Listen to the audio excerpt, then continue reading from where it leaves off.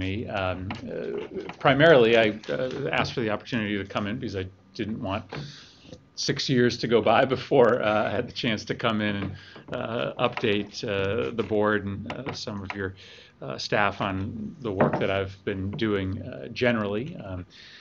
Given that I now have a 6-year term, I didn't want it to be only elections that caused me to come in and talk. But most immediately, I think what prompted us to call was a proposal that I made about 2 weeks ago with Senator Bob Corker from Tennessee to address the crippling shortfall in our nation's transportation fund. So maybe I'll start by talking a little bit about that, but I would love to broaden the conversation as well. I'm pretty excited about legislation that I've introduced on higher education reform. I recently introduced another bipartisan bill with Susan Collins of Maine, which is the first truly bipartisan climate change mitigation bill introduced in the Senate. We can talk about that as well. And obviously, there's an enormous number of events going on around the world that, as a member of the Foreign Relations Committee, I've become pretty involved in. But let me, if you would mind, maybe just sort of set the stage with a conversation about transportation. So I would argue that federal transportation funding matters to Connecticut more than any other state in the nation. We are a state whose economy is intimately tied to our ability to move people and goods to and from the major economic hubs that lie on our border, primarily New York and Boston. That potential enormous asset for Connecticut, our geography between two global economic hubs, is becoming a liability. As the arteries to and from those places become absolutely clogged to a choke point, one that you can see outside your window every single day. So when the federal government increases investment in transportation, because it speaks to this dual strength and liability that is in some ways unique to Connecticut, it matters more to us than anywhere else. In addition, it matters more here because Connecticut historically has done very well when it comes to the money that flows to Connecticut through federal transportation grant formulas. While no one likes to pay the gas tax, the user fees for the roads, historically Connecticut gets back $1.60 in transportation funds for every dollar we send to Washington in gas tax revenue. Now, Connecticut is not a state that traditionally is a net gainer when it comes to federal taxes. We clearly are not getting back the same amount of income taxes that we are sending to the federal treasury. We are a net gainer when it comes to transportation taxes and transportation funding. Today we are spending about we're taxing about $18 billion a year through the gas tax, and we're spending $36 billion a year. And at $36 billion a year, we're not coming close to funding all of the work that needs to be done. The United States spends about 3% of its GDP on infrastructure. Europe spends 6% of its GDP. China spends 12% of its GDP. And we see what the result of that is. We have a 118-year-old bridge just down the line in Norwalk that on a good day opens and far too often doesn't, clogging traffic along the Metro North line. We have traffic jams as a regular part of life, something that we just accept as Connecticut residents along Interstate 95, 91, and 84. It doesn't have to be that way. And so even at $36 billion a year, we're not going to keep up with even the state of good repair on our roads, never mind new investments. And to get to that number, we have to borrow $18 billion largely from foreign banks, putting that money on our kids' credit card. So I think it's time to reconcile with the fact that if it's important enough to spend money on, then we should be honest about raising the money to pay for the expenditure. And so Senator Corker and I, 2 weeks ago now, proposed a 2-year 12-cent increase in the gas tax, 6 cents a year for 2 years. It'll be the first increase in the gas tax since 1993. The gas tax is not a percentage, it's a set amount. So we have been collecting the exact same amount in gas tax revenue for 20 years. Our proposal would simply catch the gas tax up with inflation. If the gas tax was a percentage, this is how high it would have risen over that period of time. And then to solve the problem permanently, we index the gas tax to inflation after the first 2 increases. This would raise enough money to stop borrowing money to fill the trust fund and raise a little bit of additional money to spend on projects like major upgrades to Metro North and Connecticut's highway system. I know this isn't terribly politically popular, but it's the right thing to do. And I didn't ask to go to the United States Senate to avoid the tough political issues. I asked for this job to solve problems, even if some of the solutions to the problems that face this country are controversial. And there's no doubt that what I'm proposing with Senator Corker is controversial, but no one has come up with an alternative yet. No one has How much succeeded. is my gas going to pump? Well, you know, how much is your gas going to go up this summer without a gas tax increase? You know, the gas tax now is 18 cents. Federal gas tax is 18 cents. So we're proposing moving up 12 cents. So since 1993, the last time the gas tax was increased, the price you pay at the pump has tripled.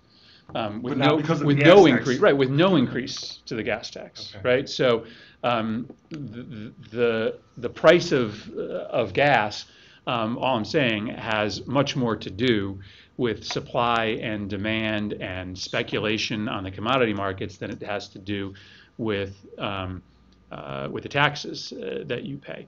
Listen, I'm not saying that anybody likes paying more, but the question is, who's going to pay for the improvements on these roads? Is it going to be the people who are using them today or the taxpayers of tomorrow? Because we're doing this work, not enough of it, but the work that we're doing, we're borrowing money from China in order to fund.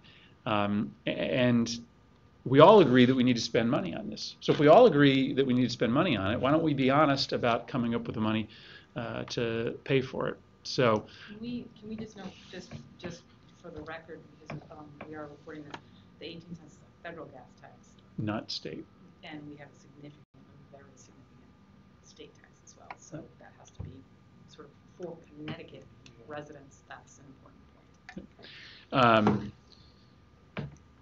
So what matters to, you know, again, so back to where I started, and I'd be happy to talk about this or anything else.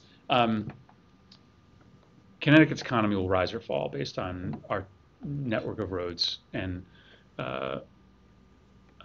bridges. It is and rail lines. If we don't make massive investments in Connecticut's infrastructure, we will fail as an economy.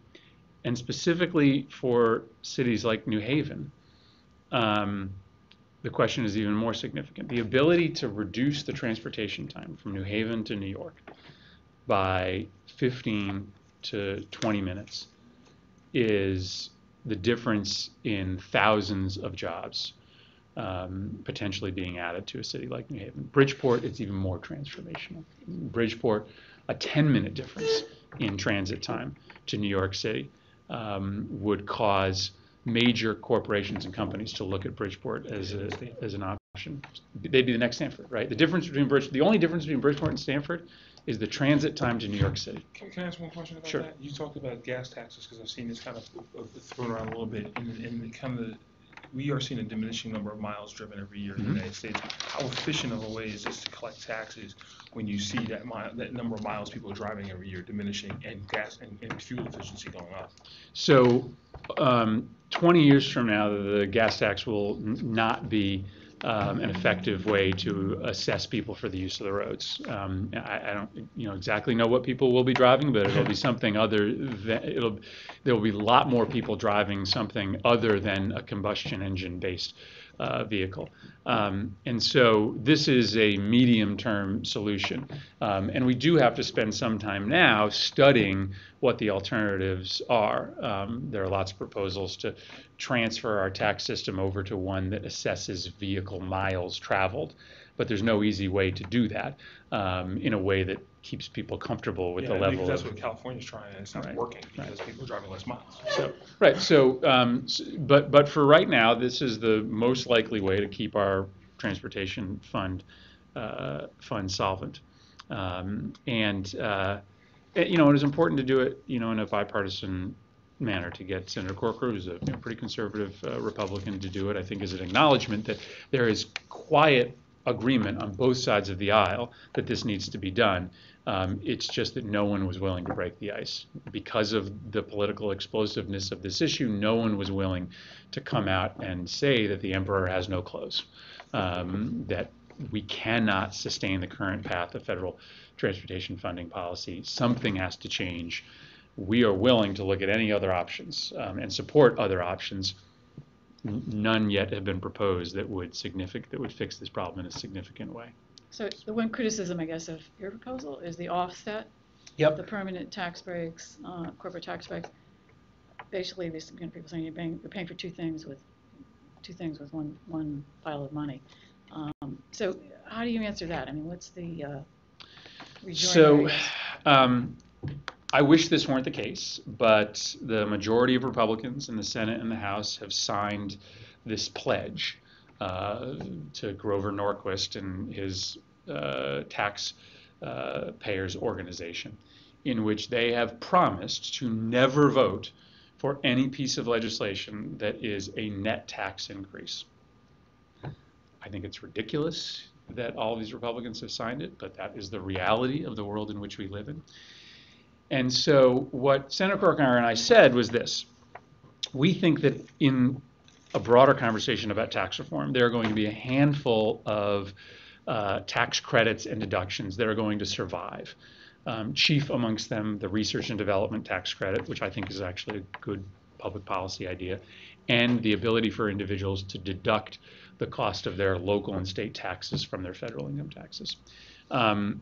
So what we proposed is simply extending those current tax incentives over the next 10 years. And because even though that is current law, we're not actually reducing anyone's taxes, we're just holding those tax breaks in place. The Congressional Budget Office will count those as tax cuts. And when you offset it against the increase in the gas tax, for Congressional Budget Office purposes, that is not a net tax increase. And so that does not technically violate the pledge made by Republicans. And so that was important to get Senator Corker on board, important to ultimately get the votes of Republican members of the Senate and the House. So they hadn't expired, or do they technically have expired, and so we are due to reauthorize them, but they expire every year. So right now those provisions expire every single year, and we have to reauthorize them every single year. And every year since I've been in Congress, we've reauthorized them for an additional year. And we just do it 1 year at a time. But because they are always set to expire at the end of the year, the Congressional Budget Office assumes for baseline budget accounting purposes that they go away. And so if you extend them, that is technically accounted for as a tax cut, because the law is that they go away. So when you extend them, that is a tax cut. Will Republicans buy that logic? Well, I mean, the alternative for Republicans is to continue to borrow. I mean, because with the exception of a handful of Tea Party members, most Republicans believe that we need to continue to spend at least the amount of money we're spending today on transportation. They argue that we should stop spending money on all sorts of other things like healthcare and education and job training, but most Republicans agree that we need to continue spending money at the federal level on transportation. So we start with agreement that this is actually a funding source that's necessary and worthwhile. And so if Republicans aren't willing to endorse an increase in the gas tax, then they have two options: come up with another tax to increase, or continue to borrow $18 billion a year from China and from a handful of other sources. I hear Republicans talking all the time about the evils of borrowing. If they're serious about that, then they should be serious about paying for the things that they agree are worthwhile. And so I guess it's a long way of saying I don't know if they're going to go along with this, but they have to understand that if they don't, the likely path forward is just to continue to put this bill on our kids' credit card, which I think is, irresponsible and ultimately fiscally irresponsible. So you're getting pushback from the Democrats too, I mean, from the White House, because, I mean, it's essentially, one's balanced against the other, I guess, but if they consider tax Yeah, increase. I think the White House has not made this proposal themselves. Secretary of Transportation has said that he's open to the idea. Again, the White House's proposal is completely nonspecific. The White House's proposal is that we should reform the corporate tax code and use the proceeds to pay for transportation spending. I mean, Well, that's wonderful in the abstract to how say. many private jets do we get rid Well, of that's to what I'm pay saying. for a road? Right. I mean, so that's a very convenient position to have if you want to avoid the tough issue. So I don't think the White House's position is responsible on this issue, and unfortunately, I think that a lot of people's position is pretty irresponsible because most of Congress has their head buried in the sand on this issue. And do they care about the Northeast either? I mean, is it a bigger win for the Northeast? It's a bigger win for Because the Northeast. Because we have such old infrastructure. Yeah, anytime you're spending money on transportation, it's a bigger win for the Northeast than anywhere else. That's why Connecticut does so well when it comes to the transportation funding formula. But I don't know that that's the reason why they haven't been as serious as I would like on this issue. I just think that, it's like so many other issues, it's politically charged. And, Washington has gotten really good at telling people they can have everything for nothing. We'll fight 2 wars costing $1 trillion and you'll pay nothing for it. And the only people that will have to sacrifice are the 1% of Americans who fight. You'll be able to be taken care of in retirement with a pension plan and a health care plan that become insolvent in 10 years. And you can have roads to drive on that are maintained while only paying 1/2 of the expenditure necessary to maintain them. I mean, we at some point, all of us, Republicans and Democrats, have to level with the American people that if you want things like good roads and rail bridges that don't break, we have to pay for it. So is the ultimate goal to stop borrowing so much, or is it to raise more money, or is it to do a little bit of both? Both. So the estimates are that in order to fund the current trajectory of federal transportation spending for the next 10 years, you need to raise the gas tax by anywhere from 10 to 12 cents right now. We raise it by 12 cents, which is at the higher end. So there's a possibility that by raising it by 12 cents alone, we would raise a little bit more money than is necessary just to fund current expenses. But then because we index it, because our proposal starts to index the gas tax in 2 years, that additional money is available for new projects. And that's what we need here. Think of it, just to think of how mind-numbing the amount of money we have to spend on transportation is. Think of it this way. Every year we raise $18 billion in transportation funds. We spend 36, but we only raise $18 billion in transportation taxes.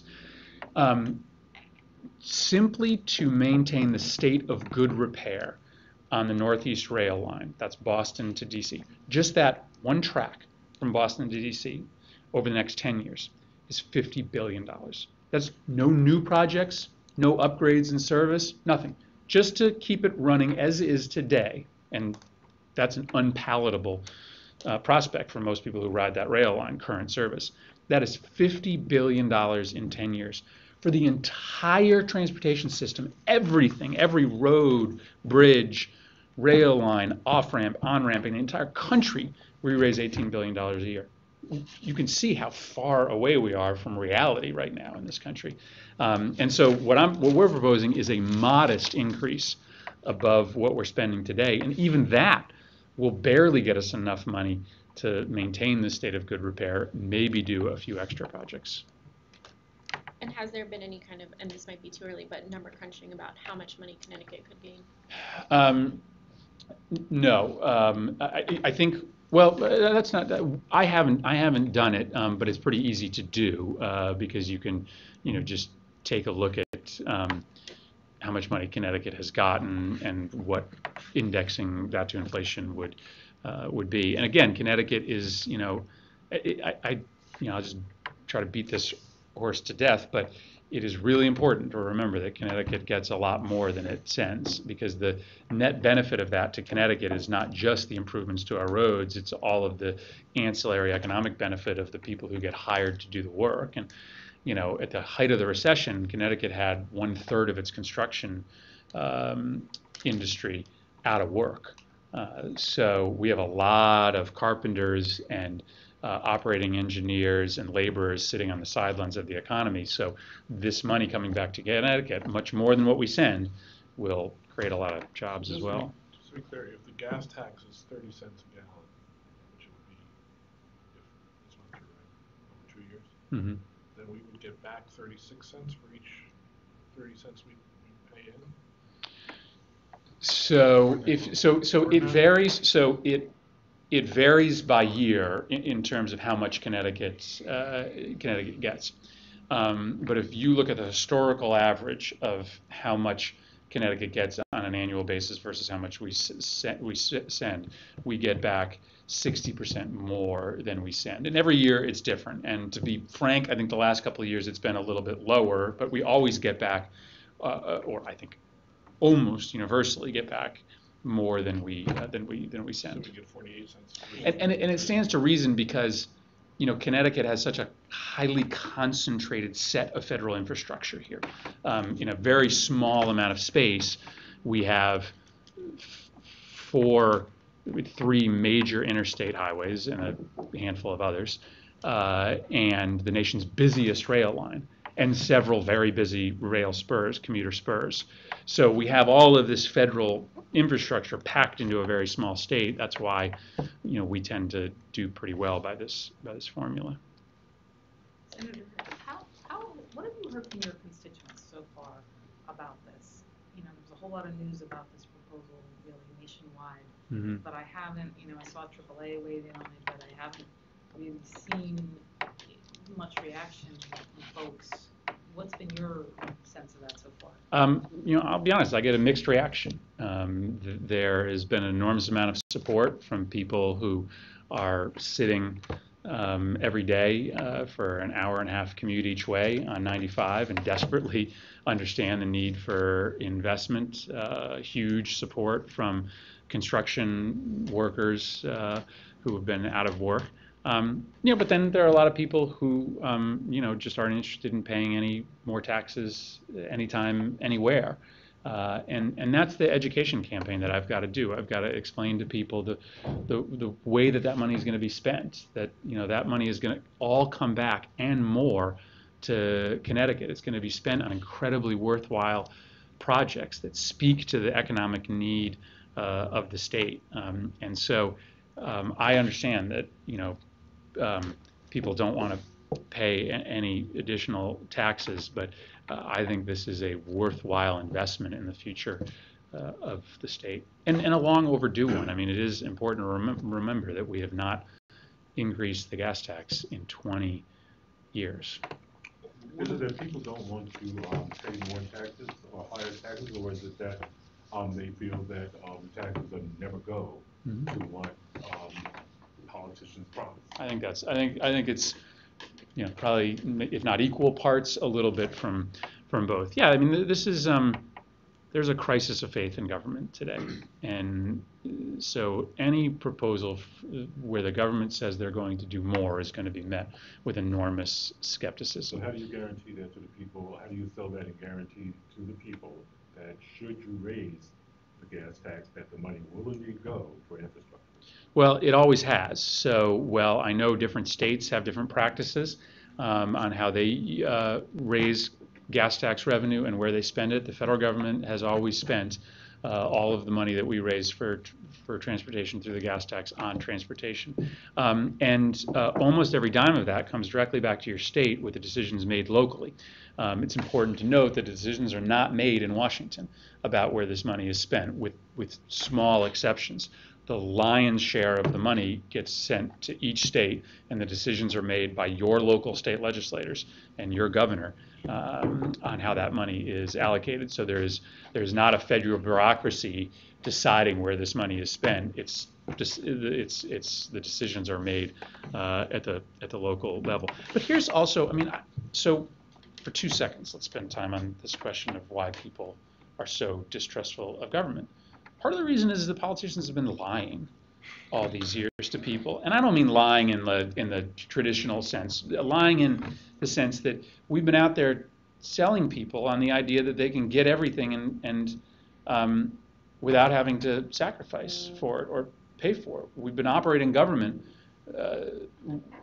through spending 50% more than we're collecting, and I think people are willing to sacrifice and step up to the plate and give something if they believe the politicians are being honest with them. And so I'm trying something new here. There's a reason why we are the only 2 United States senators to have proposed this, even though most people acknowledge this is the only way you're going to solve this problem.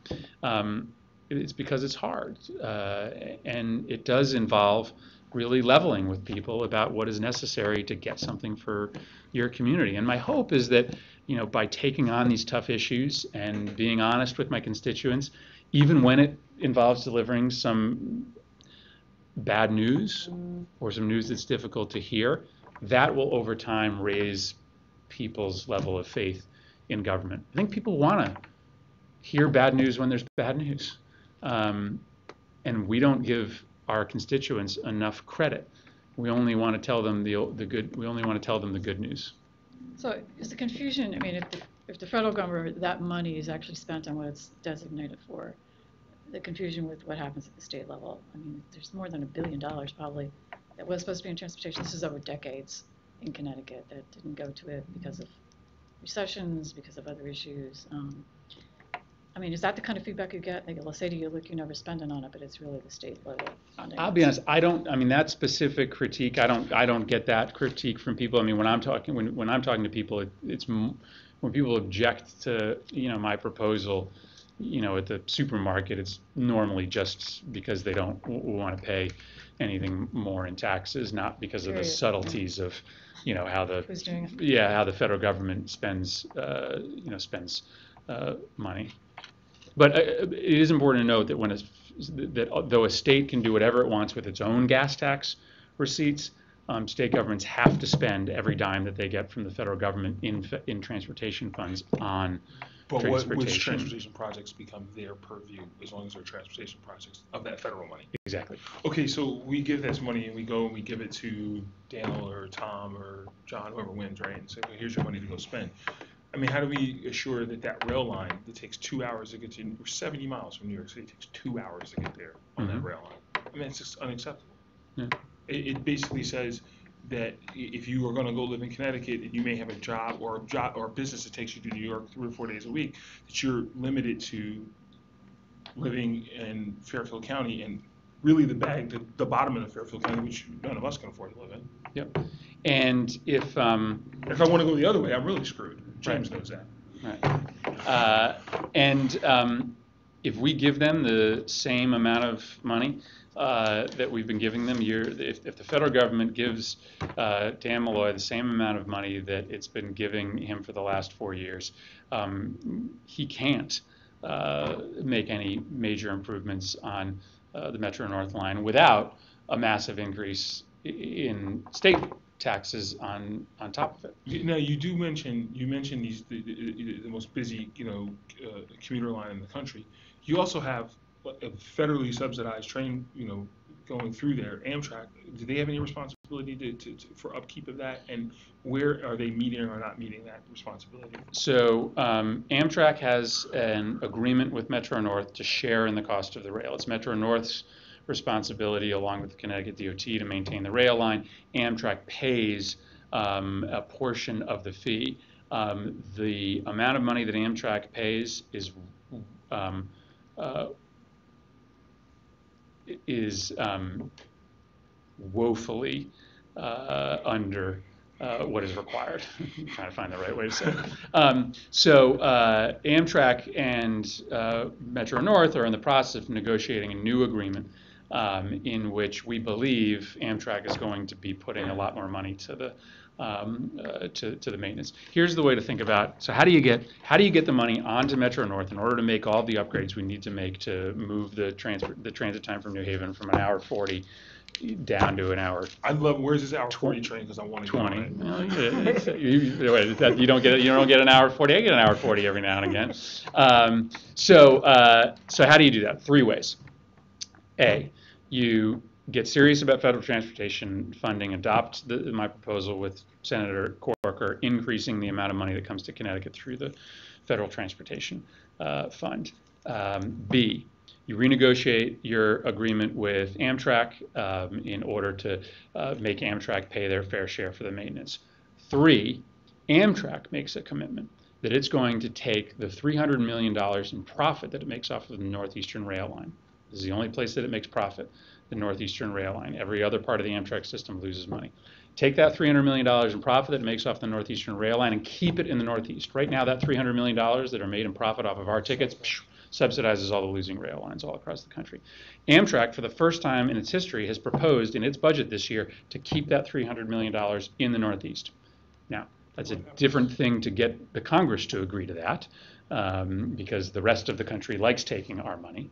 But it's the first time that we've ever gotten Amtrak to agree to propose in their budget to the Congress that $300 million in profit stays home. If you do those 3 things, or any combination of those 3 things, you will start to be able to upgrade the 4 bridges down the line that are 100+ years old that make trains slow down to a creeping halt as they crawl across. You'll be able to start to do the kind of improvements inside Grand Central Station that causes you to spend 15 minutes underground as you creep into New York. So if you do those 3 things, you'll start to get there.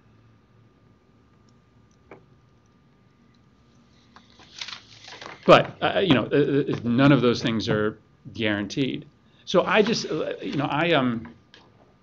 spending a lot more of my time on the issue of transportation.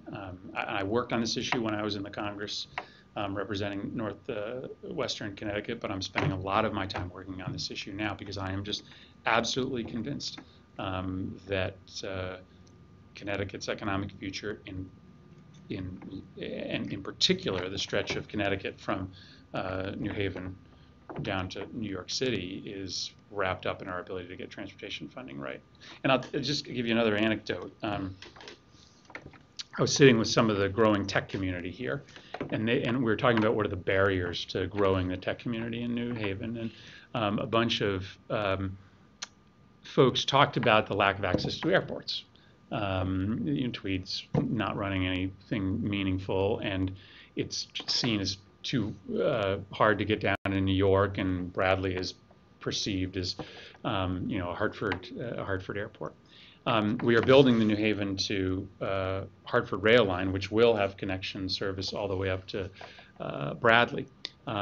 If we're smart about it and continue to raise some more money, one of the best new places to spend money beyond the existing budget is on a station in Windsor Locks with a bus that is only that would require a 10-minute ride from Windsor Locks to the airport.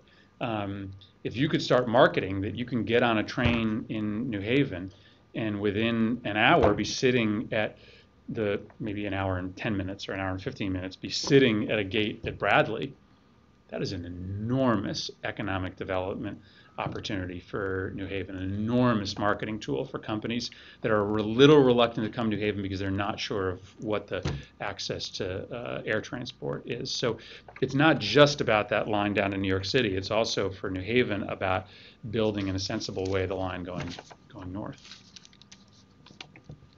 Can we, do you mind if we kind of just jump in? Yeah. with some other things? Yeah. You might have other things you want to add, but I was wondering, because you have been, pretty vocal about foreign policy, just in memory sake in the past few months, Ukraine was one big Ukraine community in Connecticut. But I was wondering, could you tell us, given that background, your view of what's going on in Israel right now and what you think should be done? Well, it's heartbreaking to see what's happening in and around Israel. My heart goes out to the families of the 3 teenagers who were killed, and my heart goes out as well to the parents of Palestinians who have been killed in the last few days of intense fighting. The reality is that there is ultimately going to be no sustainable peace process without an active U.S. presence. I applaud Secretary Kerry for making an effort to try to put the peace process back together, but for reasons having a lot to do with the politics of the existing leaders, both in the West Bank and in Israel today, it seems as if a long-term settlement is going to be impossible to achieve. I think our role right now is to urge restraint and caution on both sides of this fight. We don't have the ability to micromanage this crisis from across the ocean, but we can try to use the connections we have to hope that cooler heads prevail. It's, go ahead. How do you define an active U.S. presence? I think every major breakthrough in the peace process has happened with the United States engaging as the go-between. And so there are some who suggest the United States should just remove themselves from negotiations between the Palestinians and the Israelis and let them decide their fate on their own. I think that history shows that the two sides do need a broker who is seen as relatively and reasonably impartial. And the United States, though we have a long, strong commitment to Israel, also has a long, strong commitment to peace in the region. But isn't the issue not that the Palestinians and the Israelis need to negotiate, but that Hamas needs to be taken out of the picture? I mean, Hamas is not about to negotiate with our presence or not. Well, and that's why I say the reasons right now for the inaction are the political positions of the two leaderships. Most importantly, Abu Mazen has chosen to unite his political party with Hamas. That effectively ends the ability to negotiate because Israel, for good reason, is not going to sit across the negotiating table with a terrorist organization. But not insignificantly, Netanyahu's political fortunes are tied up with a political coalition that is significantly to his right. And so it is very difficult for him to engage in meaningful diplomacy when his political survival is dependent on parties within his coalition that don't have a tremendous interest in peace. And you see both sides doing things that are incredibly unhelpful. So the Palestinians scuttle peace talks by joining Fatah and Hamas, but the rate of settlement building in parts of East Jerusalem have not been helpful either to the peace process. And so I would argue that there's much more blame on the Palestinian side, but there is blame on both sides for the failure of peace talks to gain traction. So what do we do? I mean, maybe even the hotter war that's going on, ISIS with Syria and Iraq. What can we do? I mean, it sounds like it's a pretty Well, serious there is a situation. limit. There is a limit to U.S. power, and the first question is always, what can we do? What are we going to do? Mm-hmm. Right? There's something awful happening in the Middle East, and the natural reaction is that the United States must be able to cure it. The reality is often the opposite.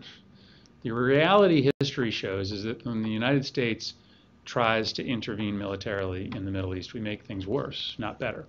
I would suggest that inarguably the Iraq War made things worse with respect to the political conditions of the Middle East. And my reluctance to get involved in Syria and my reluctance to support anything other than a small contingent of military advisors in Baghdad is my belief that it's American hubris that has gotten us and our friends and allies in trouble in that region. And I think there are moments at which we have to understand the limits of American power. I mean, just think of what's happening right now, and then I'll get off my soapbox. But think of what we're trying to do right now in Syria and Iraq. This is one civil war. This civil war has no respect for the boundary between Iraq and Syria. Drawn by the British and the French. Drawn as someone said smarter than me, drawn by diplomats after World War I who were lying to each other, right? So here's what the United States is doing right now.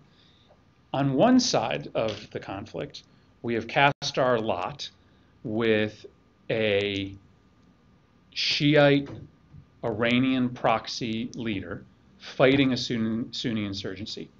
On the other side of the conflict, we have cast our lot with a Sunni insurgency fighting against a Shiite Iranian proxy leader.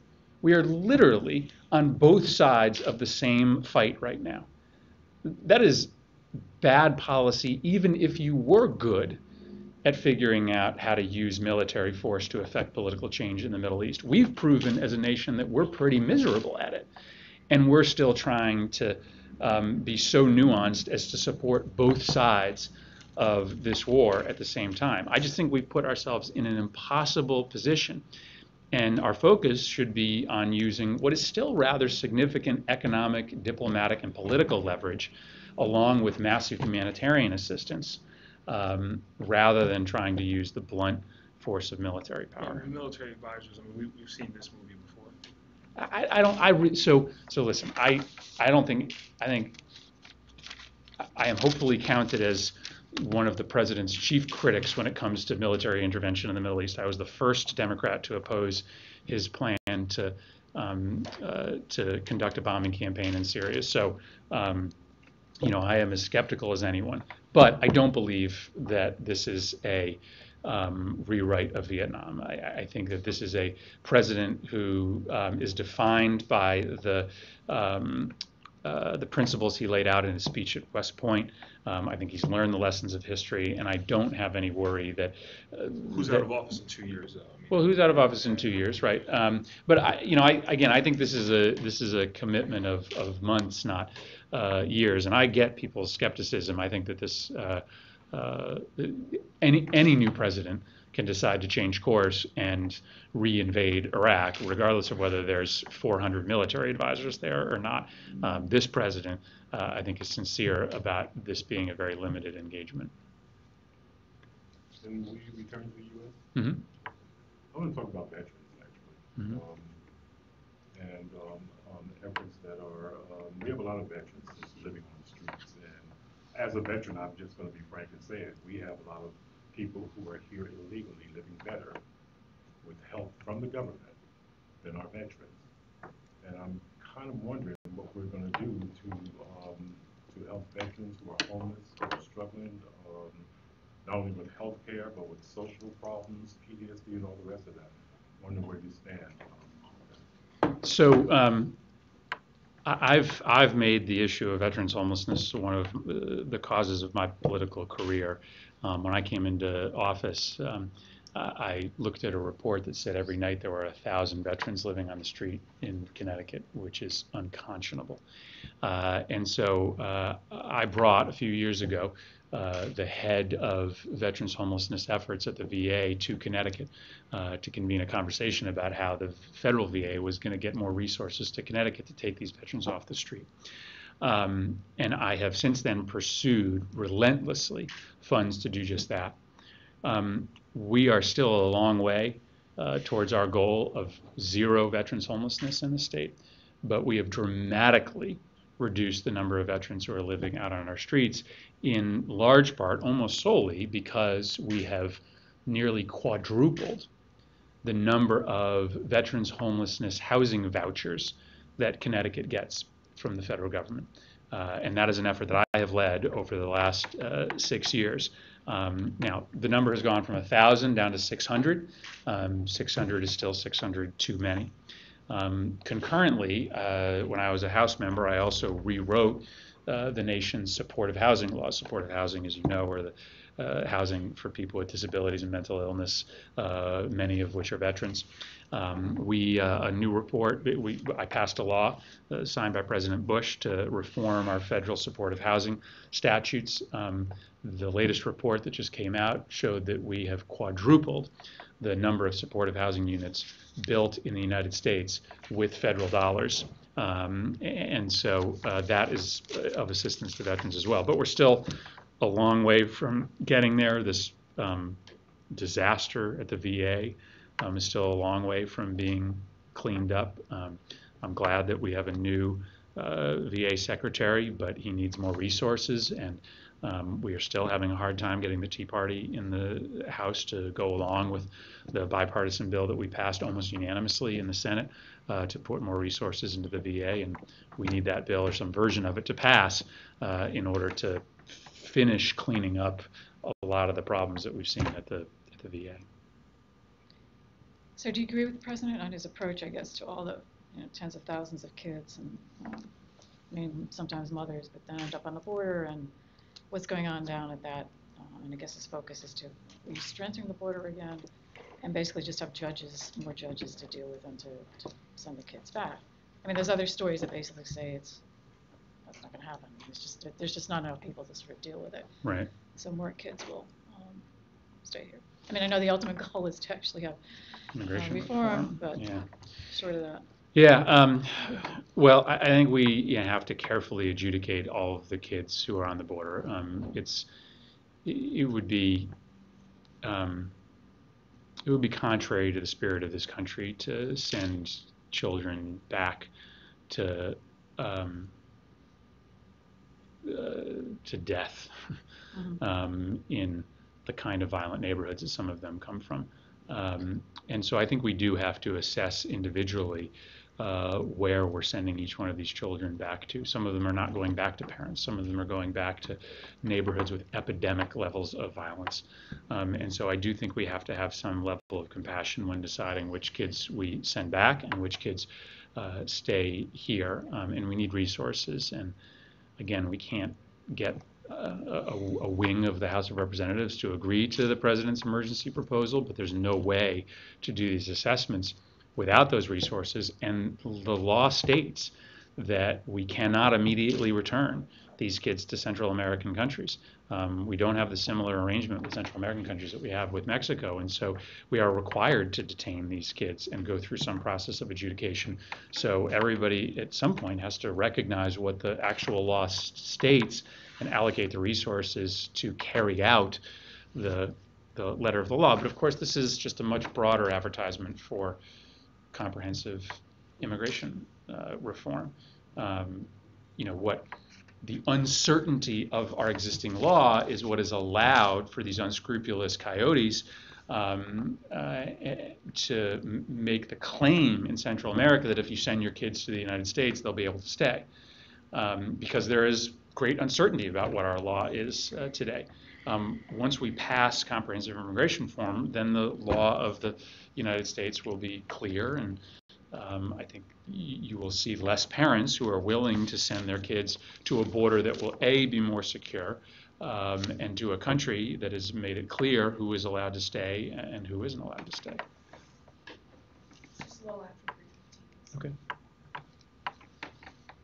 So there's a lot of argument in Connecticut, I guess, about the busway from New Britain to Hartford. Do you think that was a good use of federal funds? I guess the Republicans that are running for governor would say it wasn't, we should have just not taken it, and then the amount of money that the state has to put up, which is about $100 million, and there was another $100 million too, just should have been used for other things. It shouldn't have been used for this. No, I think it's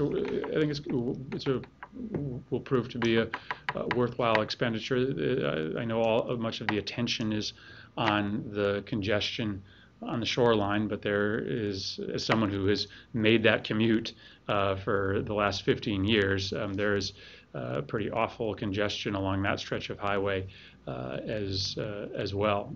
And so study after study has shown that there will be a significant return on that investment, given that the lion's share of that funding was from the federal government, not the taxpayers of the state of Connecticut. I think that's a project that deserves to move forward.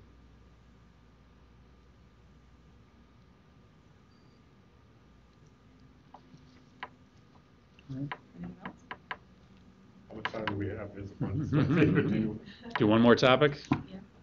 Well, on education, I mean, maybe the amount of money that kids are spending on college and debts that are unfathomable, really. Yeah, that's For would young have kids. been my pick for the last one as well. So here's my quick thought of this. I've been very supportive of all of the work that Congress has been doing. I've been a big part of it to reduce the interest rate that's being paid on student loans. The difference between 6.8 and 3.4%, it's a big deal. That's $5,000 less that you're going to pay over the course of an average student loan repayment period. But if you want to scratch middle-class families where they really itch, do something about the cost of tuition in the first place. The answer can't be simply to make it easier to borrow. We have to start putting pressure on schools to control the cost of tuition, and we haven't been doing that at all. The federal government spends $140 billion every year on financial aid to schools, and we give it to good schools and terrible schools. We give it to schools that control tuition at 2 or 3% a year, and we give it to schools that have 10% tuition hikes. We give it to schools that graduate everybody on time with jobs waiting for them, and we give it to schools where 30% of the kids default on their student loans because they have worthless pieces of paper when they graduate. So I've introduced a piece of legislation with 3 other senators that would start putting conditions on college funding for schools, telling schools that if you're graduating kids with degrees that don't get jobs, or you're raising your tuition at rates that are way outside the consumer price index, you are not going to qualify for federal aid any longer. We've got to start putting pressure on schools to get more serious about quality and cost, and then we have to blow up the way that we do, the way that we award degrees. We award degrees on a paradigm that is 100 years old. Sit in a classroom seat for 4 years, and then regardless of whether you've learned something or not, we'll give you a piece of paper. There's no reason to continue that system. That will probably continue to work for Yale and for Wesleyan. But for a lot of other kids, they should be able to get a degree once they have shown that they've achieved the competencies necessary to become a productive member of the workforce. For some kids, that may take 4 years. For other kids, that may take 1 or 2 years. In addition, we should start giving kids more credit for what they already know when they show up. It's really hard to get advanced college credit. Maybe you'll get credit for a couple AP courses, but there are a lot of kids who show up with enormous skills that should be credited in their college degree. There should be more online courses, not just at the online universities like Phoenix, but at Southern. Southern should have a lot more offerings that are online. So we need to start thinking differently about how we shrink the time to degree, how we create more flexible options for kids, and how we push schools to control tuition. And I've got a bill that does both of those things. It's a bill that conditions federal funding on outcomes and affordability, and then sets up a grant program to incentivize schools to start getting creative about their degree programs. And listen, I'm part of that. I say it over and over again. I'm part of that generation that I'm still paying back my student loans even 15 years after I graduated, and I got 2 little kids, and I think I'm being pretty responsible about how much I save. My wife and I make plenty of money, but when my kids go to college, the cost of my alma mater will be $100,000 a year, and there's even with the amount of money that I make, there's no way that I can save for that expense. So what kind of skills? I mean, specific jobs, specific skills, you're out. You got it. You can show you can do it, and then Yep. you're ready So for the market. yeah. So let's take a skill that we know we need in Southern Connecticut. We need web designers and graphic designers. So we have a lot of companies like Starwood Hotels. So Starwood Hotels, huge Stanford company. They do all of the websites for all the hotels at a Stanford. They will tell you that they have a hard time finding the design expertise necessary to keep those websites up and running, and they're considering shipping that whole department out of state because they can't find people here in Connecticut. So let's create a program. Really? Boy, I'm surprised Right. at that. Right. So Southern actually has a program like this. Southern has sort of gotten ahead of the curve. It has developed a program to create this kind of design talent. But the programs still require you to spend 4 years in school. Even though a lot of these kids show up with pretty significant design skills, they still have to spend 4 years to get there. Why not decide what it is that Starwood Hotels needs? Create a program which lets kids move through at their own pace the skill sets and the instruction to get them there. And whenever they've acquired those skills, they get awarded the degree. So I'm gonna sound like a little bit of a fogey for like in between like the old people here, and I'm gonna say, wait a second. So, shut your mouth. You guys are old. You guys are ancient. But here's the thing, like I get it. Isn't that what community college is supposed to do? And isn't like part of college having that 4 years to like learn and explore and then grow and do a bunch of other things? It's not just I get a core competency that I need for the workforce, and then I go out to the workforce and I go and I work in the workforce. I mean, that's vocational school. I mean, No, because there are a lot of no, because there's Starwood doesn't want 2-year degrees. Starwood wants 4-year degrees. I mean, they want the amount of learning that you get in 4 years. They don't need 4 years, but there are companies that want a higher level of competency than you can get in only a 2-year degree program. So it's not just the 2-year programs that are workforce. Listen, all of college is workforce training, right? It is certainly giving you other skills. But I mean, the question is, can we? I mean, I traveled away to a beautiful bucolic college, and got a great education, and had had the traditional rite of passage experience, right? That every 18, 19-year-old gets when they live away at college, right? But can How's we? your beer pong jump? Yeah, right. So right, I know how to write exactly right. I mean, my beer pong skills have atrophied over the years. But the question is, should the American taxpayer continue to subsidize that experience? Can we afford any longer, at the rate that we are today, subsidizing the experience that comes with living away at a school with rock climbing walls and 57 different options in the cafeteria? I mean, that's a wonderful experience. The question is, can the American taxpayer continue to afford subsidizing that? And we are. And the last thing to say about this is that these for-profit schools are often an absolute sham experience for kids. There's one kid who came to one of our press conferences who took out hundreds of thousands of dollars in debt to get a video game design degree from one of these for-profit schools. And to an 18-year-old, that sounds great. I love video games. I want to get a degree in video game design. So all these kids go to these for-profit schools and get video game design degrees. 90% of their degrees are paid for by U.S. taxpayer dollars, either through subsidized Stafford loans or Pell Grants. And then none of them have jobs. And so there's also this whole other question about these increasing number of for-profit schools who are sucking students in with their federal dollars to get meaningless degrees when they graduate. We've got to take on that question as well. All right, I gotta go. Thank you, guys. I appreciate it. Thank you for taking the time. No, absolutely. do this at least every 2 years, hopefully, so I'll just see you during election time.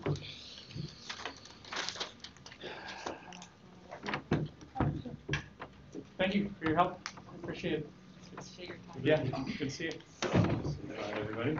Yeah, good to see you. Thank you, man. Absolutely. It was nice to finally. Thank you very much. Thank you. Thank you. Nice to see you. Thank you. Thank you. Thank you. Take care. I will.